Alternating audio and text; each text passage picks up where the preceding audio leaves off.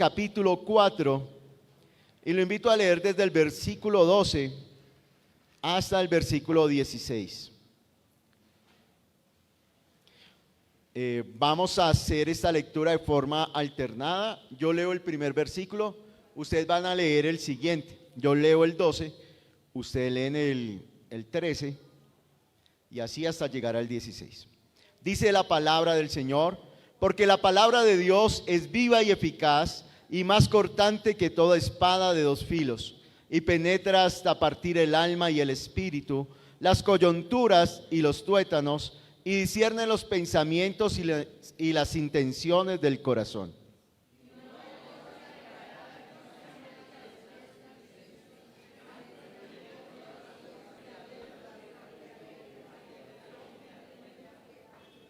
Por tanto, teniendo un gran sumo sacerdote que traspasó los cielos, Jesús el Hijo de Dios, retengamos nuestra profesión.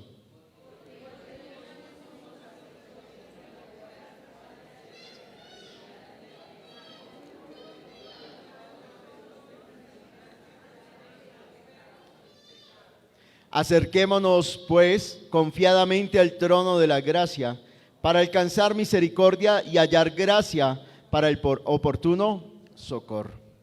Oremos en esta mañana ¿con qué propósito? Que retengamos nuestra confesión de fe, nuestra profesión de fe. Cuando una persona estudia en la universidad y le entregan su tarjeta profesional, hace todo lo posible para no perderla. De ahí va a devengar su sustento durante toda su vida. Y aquí dice que nosotros somos profesionales, nuestra profesión de fe. Así que retengamos esa profesión. Padre, nos hemos dado cita en este lugar porque tú nos has llamado, Señor. Padre, gracias por los que están afuera conectados a través de las redes, Señor. Gracias, Dios, por los que están cerca a Bogotá, los que están en otros países, Dios. Gracias por cada uno de ellos. Porque tú eres el Dios de hoy, el Dios de mañana y el Dios de siempre. Tú eres el Dios de cerca y el Dios de lejos, Señor. Y como Pedro le dijo a la multitud, de tu presencia, Señor, es que vienen tiempos de refrigerio para todos aquellos que creen en ti, para todos aquellos que se arrepienten y buscan tu nombre, buscan tu rostro. Padre, gracias por cada uno, Señor, que se ha esforzado y que está atento para escuchar tu palabra. Estamos aquí porque deseamos oír tu voz. Esa voz que cuando salió de tus labios, esa voz que cuando fue expresada, esa palabra produjo vida y creó todo lo que vemos. Esa misma palabra obre en esta mañana en cada uno de nosotros, Señor. Tú más que nadie nos conoces. Tú sabes lo que estamos pasando. Tú conoces nuestra necesidad, nuestro afán, nuestra angustia. Tú conoces, Dios, nuestro levantar y cuando nos acostamos. Tú conoces cada vez que nos sentamos a la mesa. Tú lo has visto, Dios.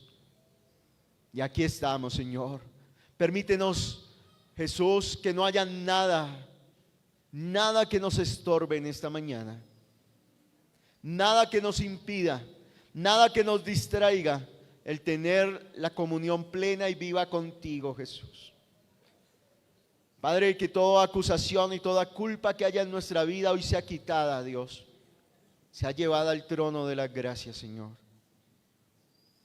Padre, te necesitamos, somos tu iglesia. Estamos aquí porque deseamos, Señor, tu presencia en nuestras vidas. Queremos conocerte más, cada día más, Señor. Tú eres nuestro Dios y tú eres nuestro Señor. En tu nombre hemos orado, poderoso Jesús. Amén. Cuando el escritor de esta carta la está dirigiendo a una comunidad, a un grupo de personas que creían en Dios, que no eran solamente pertenecían a la nación de Israel, no solamente eran hebreos o judíos o israelitas, sino que también eran gentiles que habían sido alcanzados por el mensaje del evangelio.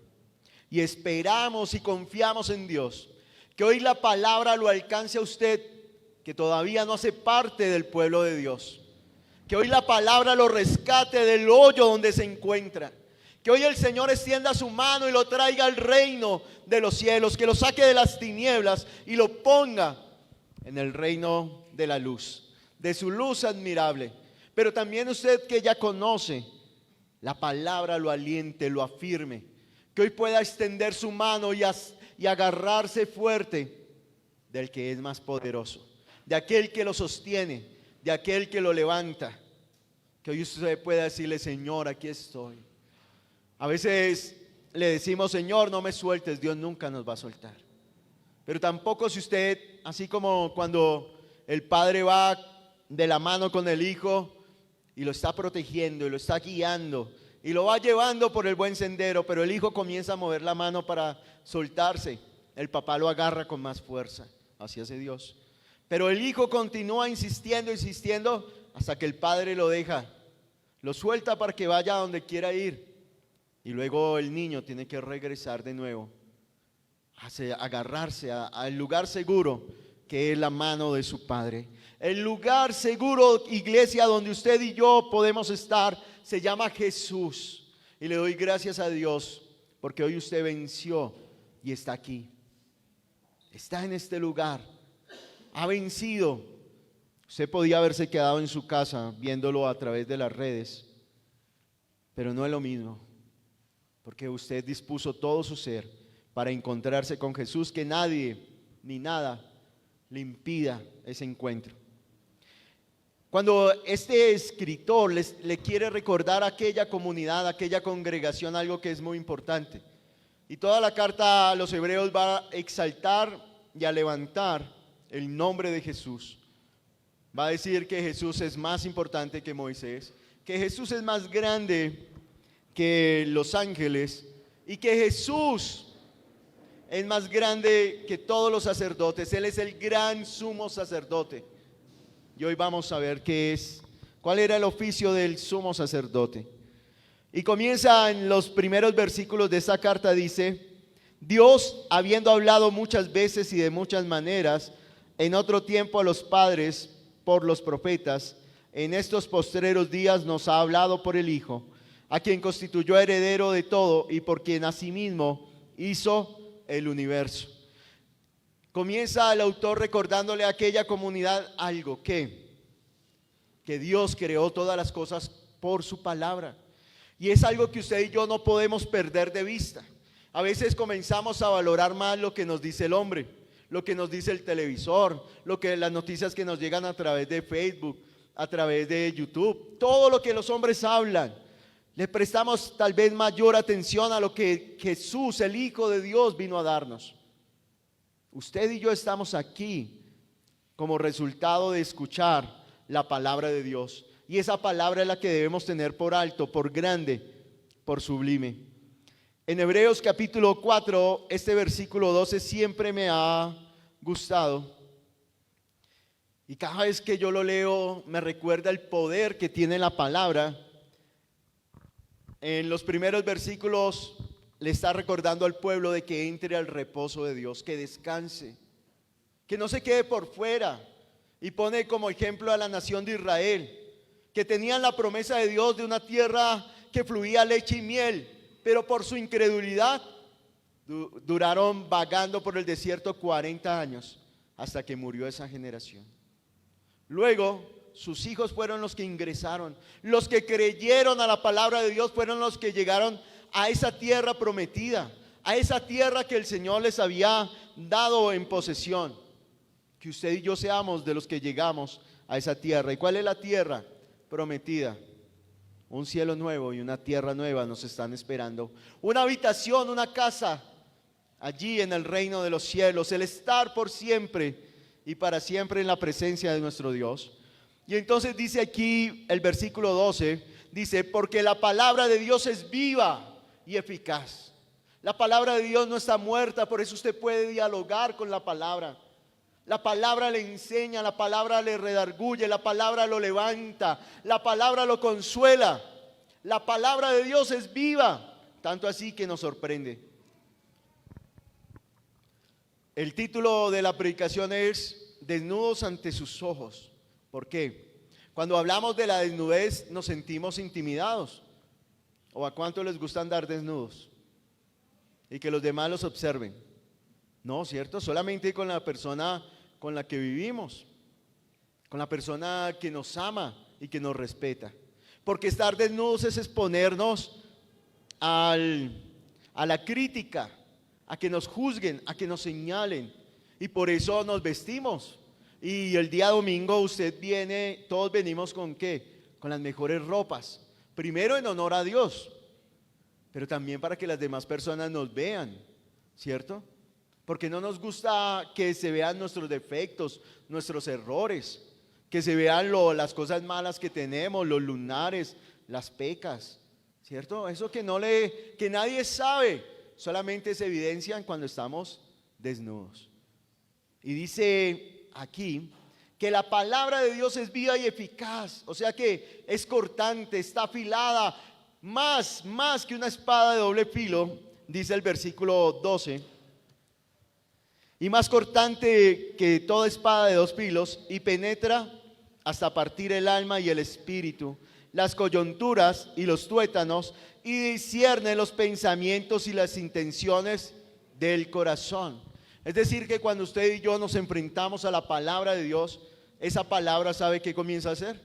Comienza a quitarnos todo nuestro exterior, todo con lo que nos cubrimos, todo con lo que queremos tapar, todo con lo que queremos aparentar. Ante los ojos de los hombres no, pero la palabra de Dios sí tiene ese poder. Allá en Apocalipsis dice que Dios examina la mente y el corazón, y aquí este versículo también en otra versión va a decir que ante Dios, ante la palabra, todos estamos desnudos, con todo lo bueno que tenemos y también con todo lo malo. Ante la presencia de Dios usted está desnudo. Y eso puede causarnos temor, miedo, o puede hacernos sentir tranquilos. Depende de cómo está su relación con Dios. Si Dios hoy está examinando sus pensamientos, si Dios hoy está examinando su corazón, ¿usted cómo se siente? A veces ignoramos que Dios lo hace, pero no como el juez que está mirando en qué momento hacemos algo malo para castigarnos y destruirnos, sino porque Dios quiere establecer una relación de confianza con usted, que usted confíe en Dios. Dios lo conoce. Por eso si yo trato de aparentar, me estoy engañando y estoy perdiendo.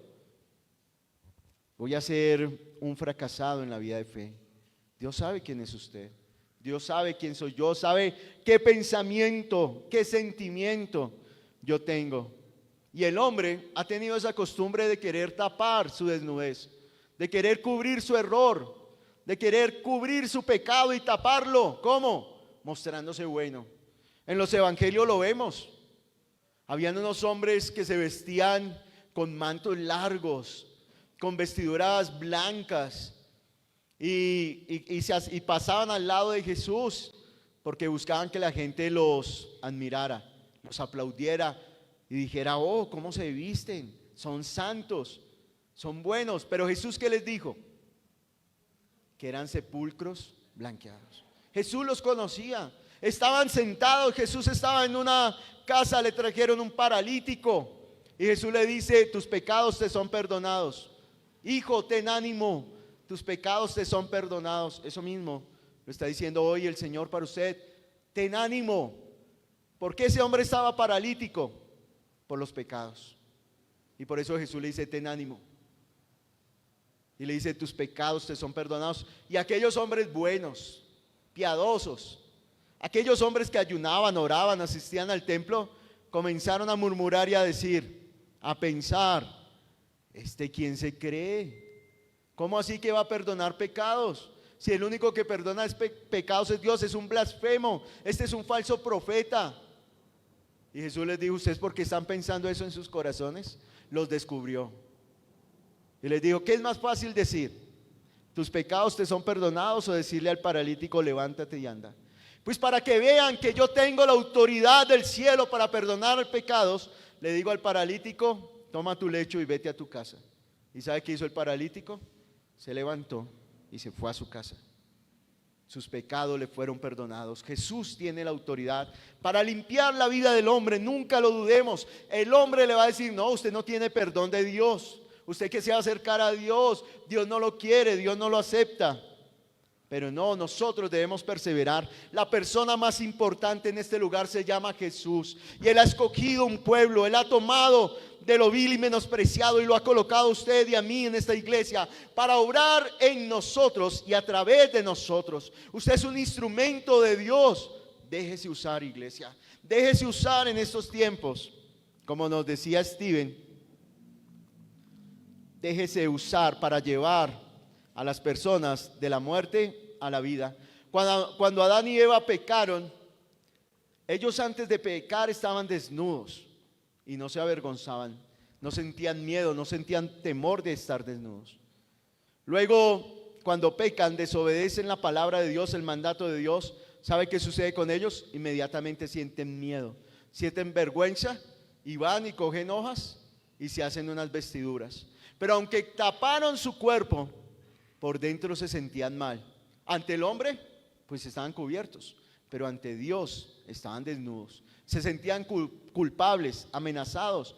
Cuando Dios viene a su encuentro, ellos se esconden. Aunque estaban cubiertos, se esconden. Y tal vez usted y yo nos escondemos ante el llamado de Dios. Pero vuelvo y repito, usted está desnudo ante Dios. Yo estoy desnudo ante el Señor. Yo estoy. Hace unos días hablaba con un joven de la iglesia, un hombre de la iglesia, y le pregunté, le dije, hola, ¿cómo está? Y me dice, ¿con quién hablo? Y le dije, con el pastor Clímaco. Dijo, mi pastor es Jesús. Yo le dije, uy, muy bien. Y yo le hice la siguiente pregunta, si Jesús lo llamara en este momento, ¿usted qué diría? Dice, yo me tiro al piso y lloro de rodillas, le pido perdón. O sea que, ¿cómo estaba su vida? Su relación con Jesús, ¿cómo está? No estaba firme. Porque si a mí me llama a Jesús, ¿yo cómo me pongo? Contento, alegre, porque es mi Señor, mi Salvador, mi Dios, mi Rey. Y esa es la invitación que el Señor nos quiere hacer en esta mañana, a que usted y yo tengamos y establezcamos esa relación con el Señor. Y dice que luego Dios les quitó esas vestiduras que tenían de hojas y los cubrió de pieles. Y ya conocemos la historia, que fueron devueltos a la tierra de la cual habían sido tomados. Y dice aquí que la palabra de Dios es viva y eficaz y que va desnudando al hombre ¿hasta dónde? Hasta descubrir las intenciones y los pensamientos del corazón. Es ahí con la palabra que yo me siento redarguido, me siento confrontado por la palabra. Soy yo no necesito que el pastor, que los coordinadores, que otras personas me digan en lo que yo estoy haciendo mal. La palabra de Dios es suficiente. La palabra de Dios es la que me debe redarguir y llevarme a caminar con el Señor. Y dice el versículo 13, y no hay cosa creada que no sea manifiesta en su presencia. Antes bien, todas las cosas están desnudas y abiertas a los ojos de aquel a quien tenemos que dar cuentas. Usted y yo debemos dar cuentas. Los estudiantes, se aproxima al final del año escolar, tienen que dar cuentas. Les van a entregar un boletín y les van a decir, el año fue aprobado, o quedó debiendo, o perdió el año. Y hay estudiantes que esconden. Cuando les colocan una nota, el profesor no hizo la tarea que hace. Para que el papá no se dé cuenta, pues le esconden, arrancan la hoja. ¿Cierto? ¿Por qué? Porque no quieren ser descubiertos, pero un día se hará evidente. Hay muchachos en la universidad que falsifican sus notas y así se las presentan a los padres. Pero cuando el papá se dirige a las oficinas de allí de la administración de la universidad, se da cuenta que su hijo en realidad no va a estudiar y que esas notas son falsas. Pero ¿a quién están engañando realmente? Se están engañando ellos mismos. En estos tiempos, en los últimos meses del año, las empresas, todas las instituciones comienzan a hacer balances ¿Por qué? Porque van a presentar cuentas, van a mirar cómo les fue este año y qué van a hacer para el próximo año. Y usted y yo un día vamos a dar cuentas. ¿De qué vamos a dar cuentas? ¿De que si ganamos el año? De los 52 domingos que tiene un año, ¿a cuántos faltó? ¿Será que se puede perder por falta de asistencia? ¿Sí? ¿Por no venir? No. Pero, ¿de qué vamos a dar cuentas? Usted y yo hemos recibido la vida de Jesús. Jesús dijo, nadie me quita la vida, sino que yo mismo la entrego para después volverla a tomar. Jesús le entregó su vida. La vida de Él se la entregó a usted y me la entregó a mí. ¿Para qué? Para que ahora lo que yo vivo en la carne, lo viva en la fe del Hijo de Dios. Usted y yo vivimos ahora, no por lo que yo quiero, no por lo que yo deseo, no por mí, sino por lo que Él dice. Él me dio su vida para que ahora yo viva en la tierra, para agradar al Padre, para hacer la voluntad del Padre.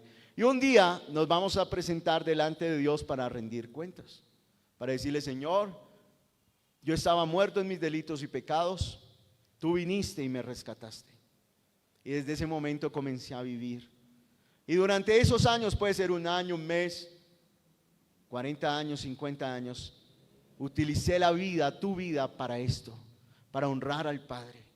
Ese momento va a ser muy bonito, porque tal vez usted ha hecho cosas y se le han olvidado, pero la Biblia dice en la carta a los Hebreos, Dios no es deudor de nadie. Dios no le debe a nadie nada. Y dice, aquí continúa diciendo la palabra, que estamos desnudos ante la presencia de Dios. Y tal vez el estar desnudos ante Dios, hoy usted sienta que es culpable, se sienta amenazado y quiera salir corriendo, quiera esconderse, quiera tapar o cubrir su pecado, su vergüenza. Pero el versículo 14 nos va a recordar algo que es muy, muy importante. Y es, leámoslos todos juntos, dice la primera frase, por tanto, teniendo un gran sumo sacerdote que traspasó los cielos. ¿Qué tenemos? ¿Qué tiene usted y qué tengo yo? Un gran sumo sacerdote. La nación de Israel tenía a los sacerdotes y en la carta a los Hebreos se va a explicar más adelante qué hacían los sacerdotes, cuál era su oficio en el templo, porque el sacerdote servía en el templo, y su tarea y su labor. Acompáñeme al libro del profeta Malaquías, capítulo 4, versículo 7.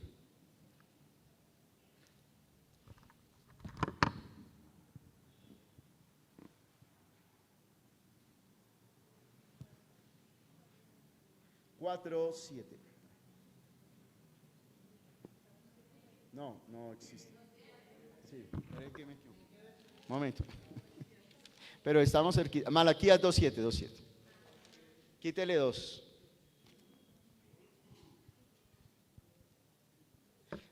Capítulo 2, versículo 7 dice, porque los labios del sacerdote, o sea, esta es la función del sacerdote. ¿Qué deben hablar los labios del sacerdote? Dice, han de guardar la sabiduría. Es decir, que lo que debe salir del sacerdote es ¿qué? Sabiduría. Y el principio de la sabiduría es el temor al Señor. Porque los labios del sacerdote han de guardar la sabiduría, han de guardar la palabra, han de velar para que la gente guarde la palabra de Dios. Han de velar para que cuando usted hable conforme a las palabras del cielo, no a las palabras de la tierra. Para que brote de su ser las palabras que son eternas. Y de su boca el pueblo buscará ¿qué? La ley, porque mensajero de Jehová de los ejércitos. ¿Qué es el sacerdote mensajero? Es decir, que el pueblo iba a donde el sacerdote ¿a qué? A buscar la dirección, a buscar la guianza de parte de Dios, a buscar lo que Dios le había prometido, a buscar el consejo de parte del Señor. Esa era una de las tareas del sacerdote. También el sumo sacerdote tenía la tarea de entrar al lugar santísimo. Allí se presentaba delante de Dios, pero dice que antes de entrar él debía lavarse, debía ofrecer el sacrificio por el pecado, no solo los de él, los pecados del sumo sacerdote, sino los pecados del pueblo. Debía hacer el derramamiento de sangre, ofrecer el sacrificio y purificar todo con sangre, y debía amarrarse una cuerda en la cintura. Nadie podía entrar al lugar santísimo. Supongamos que detrás de esta pared queda el lugar santísimo. Solamente el sumo sacerdote podía entrar para ofrecer expiación por el pecado. Y dice que él ingresaba, pero si él llevaba pecado en su vida, no salía de allí.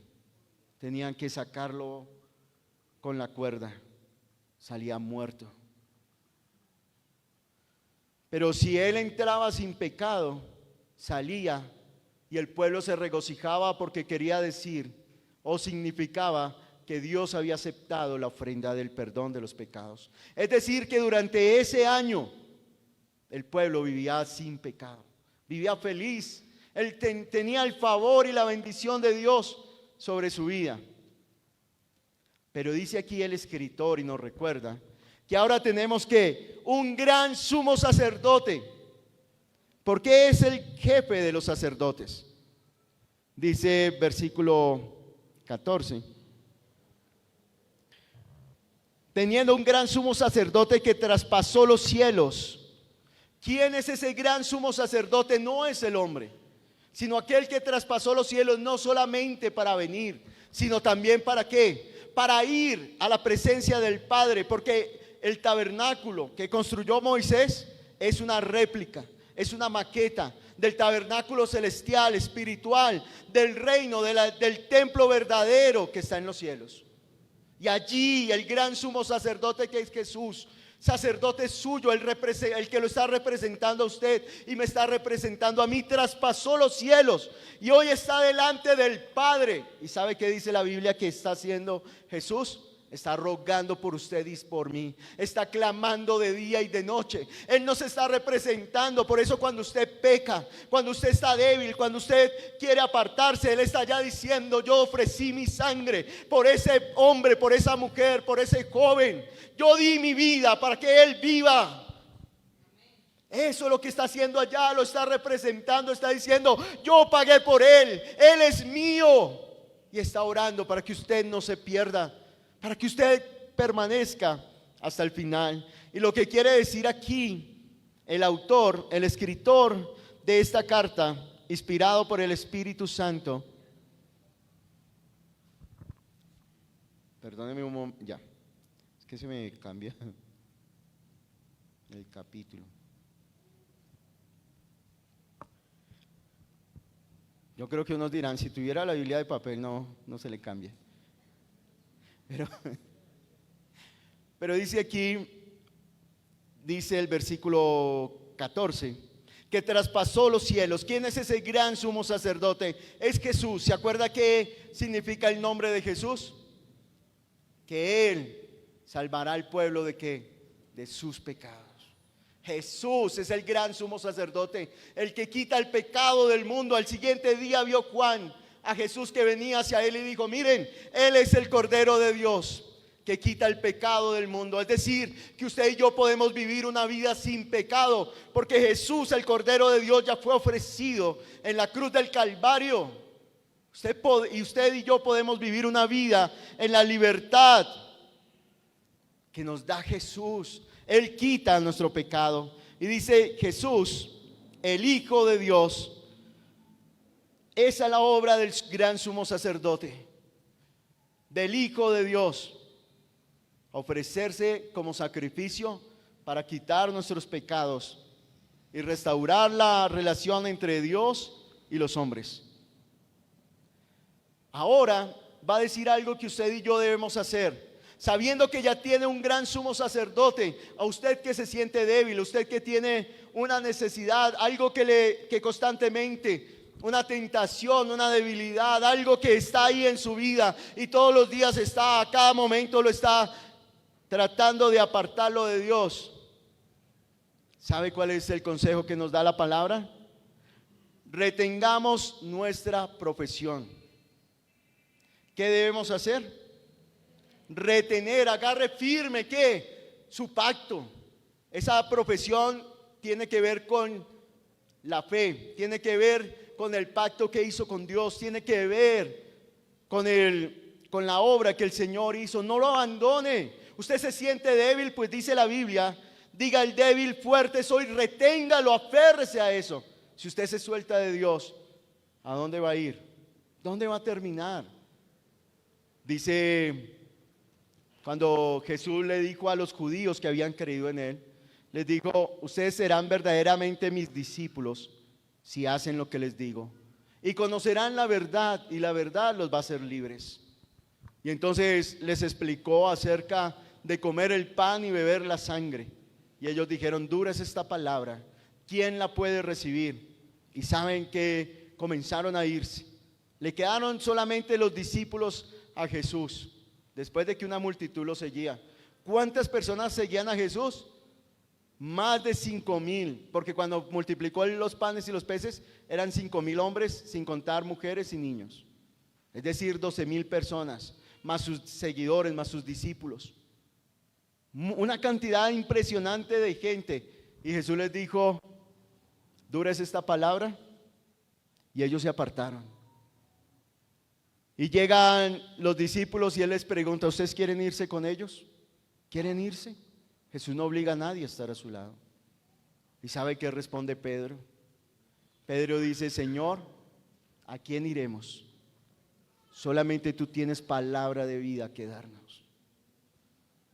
Pedro no le dijo, Señor, tú me enseñaste a pescar a la derecha. Señor, tú sanaste a mi suegra. Señor, tú me diste dónde vivir y qué comer. Señor, tú me has enseñado y me has guiado durante estos años. ¿Sabe qué reconoció Pedro? Que tenía a Jesús, que en ningún otro lado iba a encontrar las palabras de vida. Iglesia, eso es lo que quiere hoy esta porción, que usted retenga. Si usted se suelta de la mano de Dios, ¿a dónde va a parar?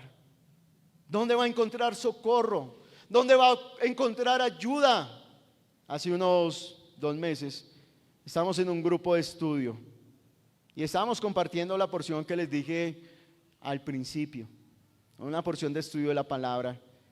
Y una mujer me hizo una pregunta y me dijo, pastor, es que mi esposa está casada, mi hija está casada con un hombre y ese hombre es imitador y se la pasa todos los fines de semana en presentaciones. Y entonces mi hija se acercó al pastor y le dijo, pastor, yo no voy a volver a la iglesia, me siento mal, porque viernes, sábado estoy en discotecas, estoy en bares, estoy allá acompañando a mi esposo en las presentaciones y el domingo estoy aquí en la iglesia, me siento mal, no sé qué hacer, yo no quiero volver, me siento acusada. ¿Cuál cree que fue mi respuesta?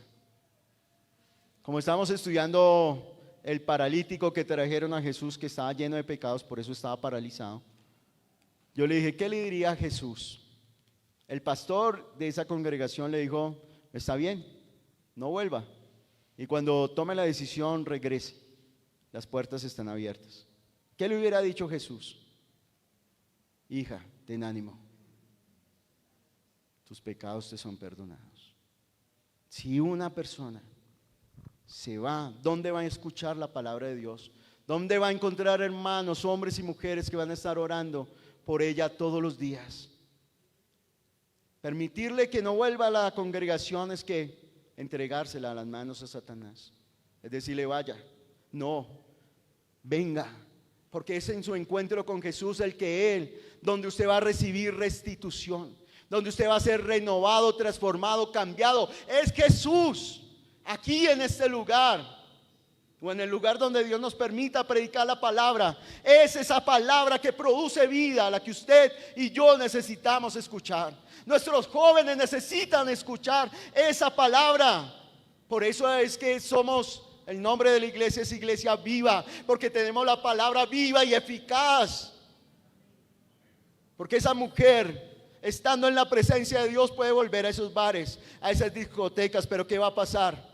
Ya no va a ser parte de las tinieblas, va a ser parte de la luz. Y esa luz va a brillar allá en medio de las tinieblas. Donde abunda el pecado, va a sobreabundar la gracia. Esa es la labor de la iglesia. Eso es lo que está diciendo Jesús. Aférrese, agárrese firme. ¿A dónde? A la promesa que ha escuchado. Dios le dijo que lo ama. Aférrese a esa palabra. Jesús le dijo: yo soy el que perdona tus pecados. Aférrese firme a esa palabra. No renuncie. El mundo no tiene nada que brindarle. Jesús es lo mejor, lo más grande. Solamente en Dios tenemos salvación. Pero usted tal vez se sienta todavía culpable. Usted se sienta débil y le diga: no, es que llevo muchos años peleando, luchando. Llevo mucho y no he podido vencer. Mire lo que dice el versículo 15. Porque no tenemos un sumo sacerdote que no pueda compadecerse de nuestras debilidades. ¿Qué hace Jesús cuando usted se siente débil? Se compadece. ¿Qué significa compadecerse? Se hace a su lado. Señor, pero es que el pecado huele a feo. Sí, yo lo sé, pero aún así lo abraza. Se hace a su lado. A veces como iglesia lo que hacemos, el pecador está allá y cruzamos la calle. Y que otro le hable, que otro le ministre, que otro le comparta el evangelio. Como iglesia necesitamos experimentar la compasión, ponernos en ese lugar. Dios nos sacó de allá y tal vez de un lugar más profundo del cual estábamos nosotros. Dios nos rescató y Dios sabe. Jesús se compadece. Así el hombre no se compadezca, Jesús sí se compadece de usted y lo va a sacar de ese lodo, lo va a sacar de ese lugar. Dice que no pueda compadecerse de nuestras debilidades, sino uno. ¿Quién? Jesús, el Hijo de Dios, el Hijo del hombre. Sino uno que fue tentado, ¿qué? En todo es en todo. Esa tentación con la cual usted está siendo tentado, Jesús también la experimentó. Y sigue diciendo: sino uno que fue tentado en todo según ¿qué? ¿Cómo así que nuestra semejanza?